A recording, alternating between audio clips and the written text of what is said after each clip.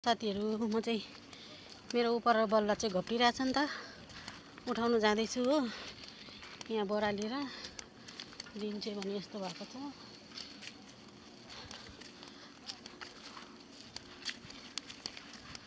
बल्ल चाहिँ हेर्नु न यसरी घोप्टेको छ हो। बल्ल चाहिँ टिपेर चाहिँ मैले चाहिँ यति बेसी बोरा थुपारेको छु। सबै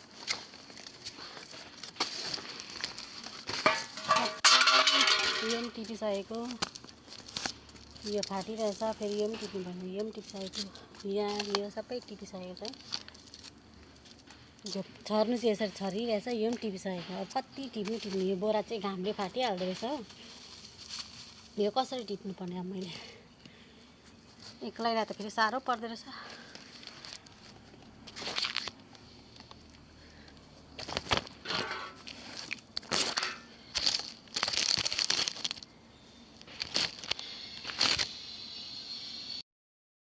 यस्तो मिलाएर चाहिँ गर्नु पर्यो होला। आइडिया लगाएर झार्दैछु।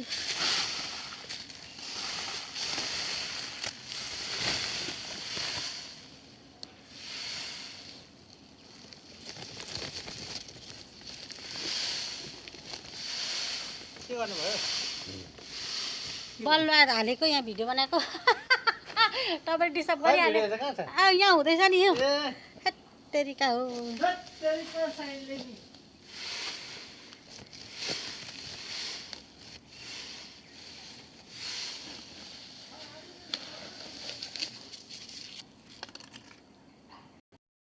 यहाँ यसरी हालिसकेँ, फेरि यहाँ माथिबाट चुरा झर्दैछ। कसरी हाल्नुहुन्छ?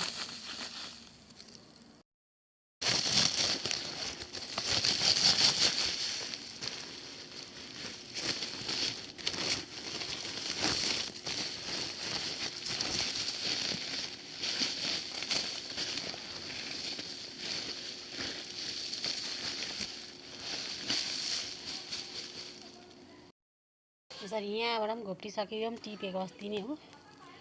बोरा यसरी फाटेर यो पनि झर्दैछ। यो बोरा एउटा मात्रै पाएँ, यो पनि झर्नु आँट्यो, घोप्टिन आँटिसक्यो। टिपिसकेँ यहाँनिर 2-3 बोरा एउटा बोरामै गयो।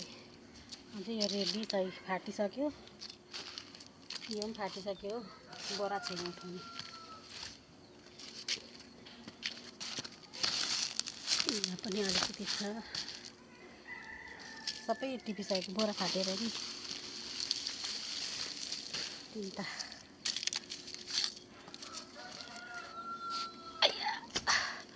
यो बलुवा चाहिँ किन राखेको भन्नुहुन्छ भने चाहिँ मैले चाहिँ यहाँ मेरो कुकुर चाहिँ यहाँ बसिरहेको बाटोमा। आइज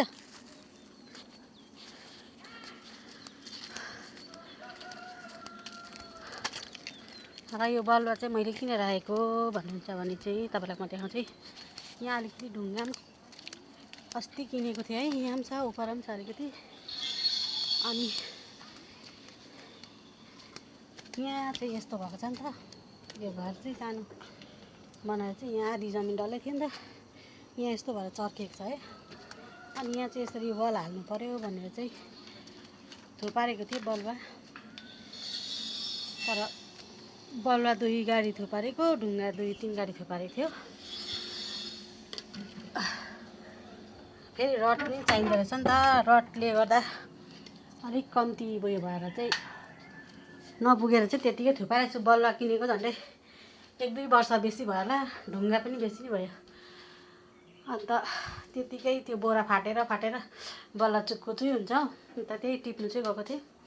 अब भाँडा त मोल्नु छ, खाएको अहिले यति भाँडा मोल्नु छ। घरको काम यस्तै हुँदो रहेछ साथीहरू। हात हेर्नु बल्ल टिपेर